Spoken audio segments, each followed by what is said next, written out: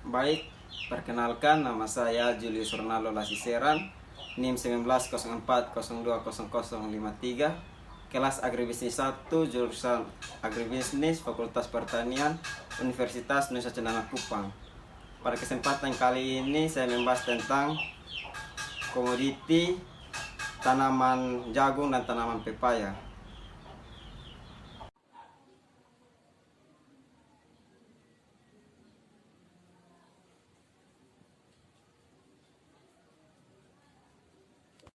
Baik, yang pertama hama pada tanaman jagung, yaitu kutu daun atau Missus persicai. Hama kutu daun pada tanaman jagung adalah Missus persicai. Hama ini menghisap cairan tanaman jagung terutama pada daun muda. Kotorannya berasa manis sehingga mengundang semut serta berpotensi menimbulkan serangan sekunder yaitu cendawa jalaga. Serangan parah menyebabkan daun tanaman mengalami klorosis atau menguning serta mengulung.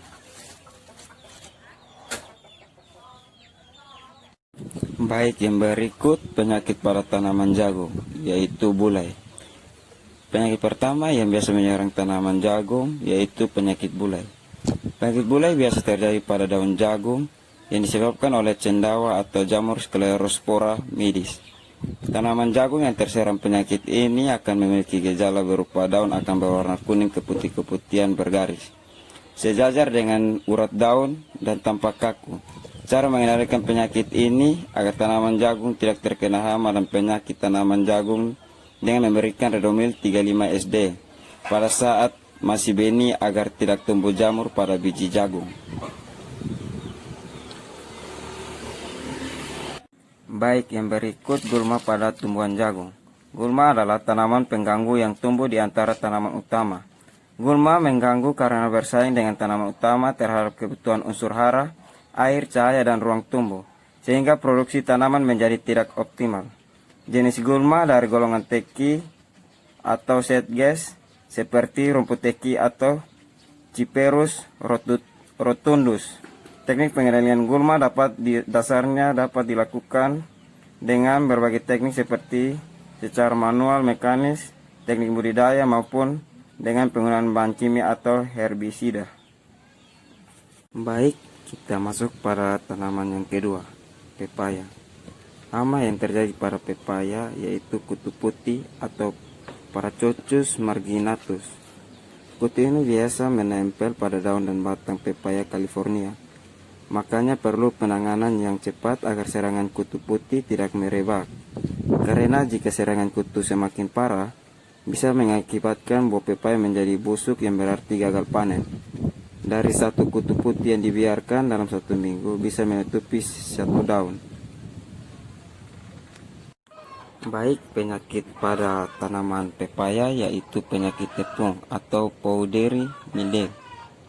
Jamur Oidium cercae menyerang daun melalui permukaan bagian bawah. Bagian bawah daun tampak berwarna putih seperti tepung. Bagian atas permukaan daun tampak bintik-bintik berwarna kuning atau hijau pucat. Batang dan tangkai daun muda yang terserang penyakit ini menjadi bertepung agak basah. Penyakit ini dapat dicegah dengan hembusan tepung belerang dosis 0,7% atau fungisida lain. Penghembusan sebaiknya dilakukan pada pagi hari saat hari cerah. Baik, yang berikut gulma pada tanaman pepaya.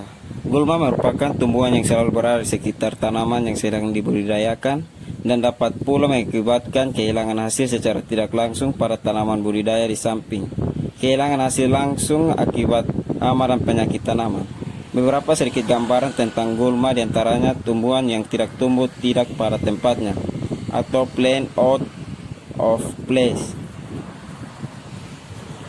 Selain dari jenis daun, gulma dapat pula diklasifikasikan berdasarkan cara reproduksinya, yaitu gulma yang memperbanyakkan diri dengan membentuk akar untuk batang baru yang dapat terjadi gulma baru. Sekian hasil pengamatan saya ucapkan terima kasih.